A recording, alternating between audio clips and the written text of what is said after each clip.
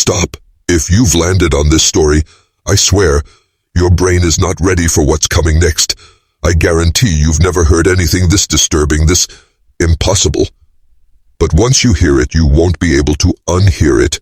A ritual, a lie, a truth too ancient to erase. Something is buried under that chapel. Something waiting to wake up. Like this video, subscribe to Mystery Cults TV, and comment below. Have you ever been to a town that felt too quiet? Yes or no? The train wheezed into Whiteridge as if reluctant to stop, as though even metal knew this place had seen things it shouldn't. Aiden Clark stepped onto the platform with nothing but a suitcase, a notebook, and a picture of a missing girl named Eva Burns. The forested hills wrapped tightly around the town like it was being hidden.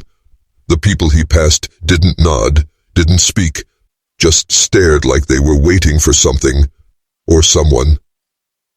3 lines into his notebook, Aiden had already written, "Nothing here breathes right, too still, too rehearsed." He checked into the only inn available, run by a woman whose smile didn't match her eyes, and asked about Eva. Her lips thinned. "No missing girl here," she muttered. "Best not to dig where bones don't want to be found." But that night, someone did knock. A child's drawing, slipped under his door, showed a girl standing beside a chapel drenched in red. Above it, in a child's scrawl, 33. Was it a warning? A clue? A joke? Or something far older than any of those? The next morning, Aiden made his way to the chapel that the whole town orbited like a dying planet. Its spire cut the sky like a blade, painted crimson, not blood red, not brick, but a strange, almost glowing shade that pulsed in the morning fog. Carved above the rotting wooden doors, the final flock of God. He pushed the door. It didn't creak. No sound at all. And inside, no, by your soul, just pews facing a stone altar, cracked and wet, and behind it, just barely hidden behind a wall of thorned vines, something caught Aiden's eye. Rows of tombstones, small and buried deep. No names, just numbers, 66, 99. Why numbers? Why every 33 years? And most of all, who would be next? The silence in that hidden graveyard wasn't empty. It watched him. Aiden knelt beside the first tombstone, 33. The ground smelled like iron, and the soil was too soft for a grave that old. He glanced around. No maintenance, no flowers, no names. Just cold stone, lined in perfect intervals. Every 33 years. A pattern too clean, too intentional. He took a photo. The instant he did, a bell tolled behind him. But there was no one in the chapel. No movement. Just the faint echo of a bell that hadn't moved. Suddenly, the wind shifted. A flicker of fabric disappeared around the corner of the building. Aiden sprinted, boots cracking through dead leaves, but whoever it was, they were gone. In their place, a rusted, leather-bound Bible barely sticking out from behind a stone basin. Aiden pulled it free. On the cover, a lamb pierced by a thorned crown. Inside, blood-colored ink marked dozens of pages, and a hand-scrawled phrase, "He who breaks the chain invites the beast." Aiden flipped further. Symbols, diagrams, ritual instructions, sacrifice rites, a timeline. The last recorded offering, 1914, exactly 33 years ago. The next page was blank, as if waiting. Twigs cracked behind him. He turned sharply. A girl stood there, late teens, eyes wide like she'd seen death blink first. Her voice was almost a whisper. "You shouldn't have touched that." She didn't give a name, just disappeared into the mist between gravestones. But in her hand, she had that same drawing, the girl, the chapel, and the number 33. Aiden followed her tracks as far as he could, but they stopped at the edge of the woods like she'd vanished into the trees. He stared deeper into the forest and noticed something strange. A faint red thread, tied to tree after tree, leading somewhere. He didn't follow it, not yet. Back in town, the air felt colder. Conversation stopped when he walked past. Aiden ducked into the library, hoping to dig into public records, but the local archive was sealed, locked behind glass. He asked the librarian for help, an older woman with trembling hands who only said, "Some stories aren't printed on paper, Mr. Clark. They're buried in blood." Was that fear in her eyes, or regret? Later that evening, a note was slipped into his room. No sender, just 4 words. "She'll burn at midnight." Who was she, the girl from the graveyard? And why burn? Aiden hadn't planned to return to the chapel that night, but the note haunted him. Midnight was 6 hours away. Whatever was going to happen, it wouldn't wait for him to figure it out. The moment the sun dipped below the pine ridge, the town changed. Lamps were lit, but windows were shut tight. No one walked the roads. No one answered doors. Even the air felt thinner, like the whole town was holding its breath.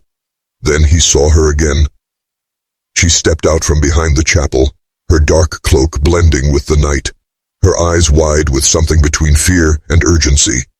This time she spoke. "My name is Rosemary. You're not supposed to be here." Her voice trembled. "You need to leave. Now." But Aiden didn't.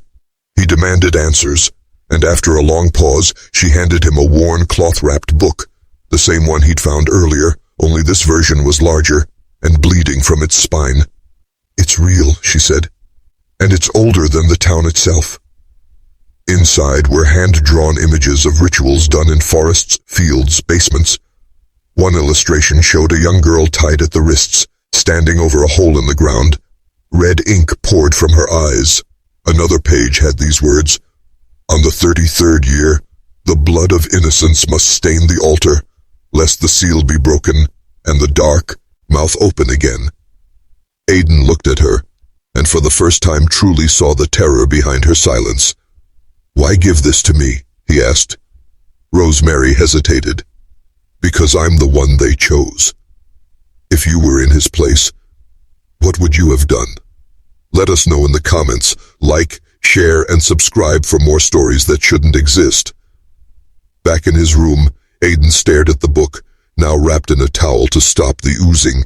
His fingers itched with the urge to burn it, but something in his gut told him not to. Not yet. Instead, he cross-referenced dates. Every 33 years. A girl gone, an accident or runaway. Every case marked closed without foul play. But always, no body. He scribbled in his notes. They're not hiding deaths. They're hiding ceremonies. And then something snapped outside his window. He turned and found another note stuck to the glass from the outside. "Come to the woods, midnight, alone." Was this a trap? Was it Rosemary again? Or was someone else trying to keep him from learning too much, too fast? Aiden didn't wait for midnight. Something inside him, instinct, fear, or maybe guilt, told him he wouldn't get another chance. He followed the red thread he'd seen earlier, winding it through the forest like breadcrumbs laid for the dead. The trees groaned in the wind, and every now and then he swore he heard voices whispering just outside his line of sight. The path led to a clearing, circular, unnaturally perfect, with stones aligned in a strange star-like pattern. At the center stood a massive wooden stake, scorched black at the base. Around it, faded symbols etched into the earth pulsed faintly under the moonlight. Aiden knelt to touch one. Warm, still alive. He opened the bloody Bible again, this time flipping to the very back. Several fragile pages had been glued together. He peeled them apart, revealing a hidden requiem, board written in different handwriting. First sacrifice, 1851, name erased. Second, 1884, girl of 9. Third, 1917, twins, burned at dawn. Then, next offering, 1947, her name is Rosemary. That's when he realized. Rosemary never once asked to be saved. Back at the library the next day, the librarian was waiting. She didn't speak. She simply unlocked the glass case, revealing a single file, yellowed, brittle, marked Whiteridge disappearances, restricted access. Aiden opened it. Dozens of handwritten police reports, all carbon-copied and censored. The same words echoed across every page.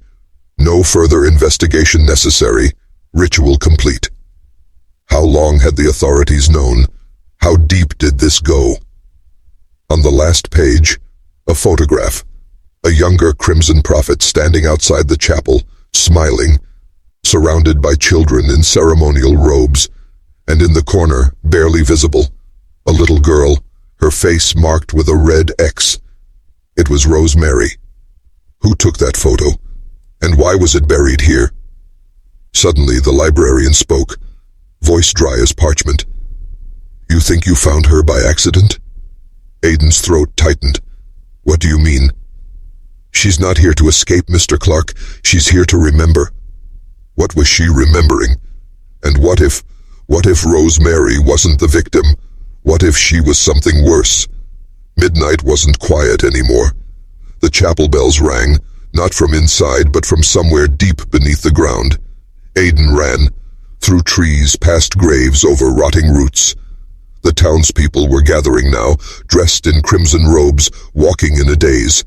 Like puppets called by a forgotten master. Torches flickered in their hands, their eyes were blank. And at the center of it all, standing above the chapel steps, the Crimson Prophet. He wasn't shouting. He didn't need to. Every word he spoke, whispered, echoed across the air like thunder. The seal weakens. The hunger stirs. Let the chosen bring peace once more. Aiden shouted Rosemary's name, but they already had her. She stood motionless between two elders, her white dress soaked in something, thick and dark. Her eyes were open, not blinking, and her lips moved as if praying, or remembering. When Aiden charged forward, two of the robed men blocked his path. He yelled that the sacrifice was a lie, that the ritual was fake, that no god demanded this. And then the prophet looked directly at him and smiled. If there is no truth in blood, why does the ground still tremble?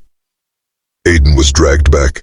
He fought, kicked, screamed, but Rosemary never looked at him again. She stepped toward the altar, and the ground did tremble. If this story shocked you, like, subscribe, and share. Hit the bell icon for the next part, and answer this. Have you ever had a dream that felt like a warning? Comment yes or no.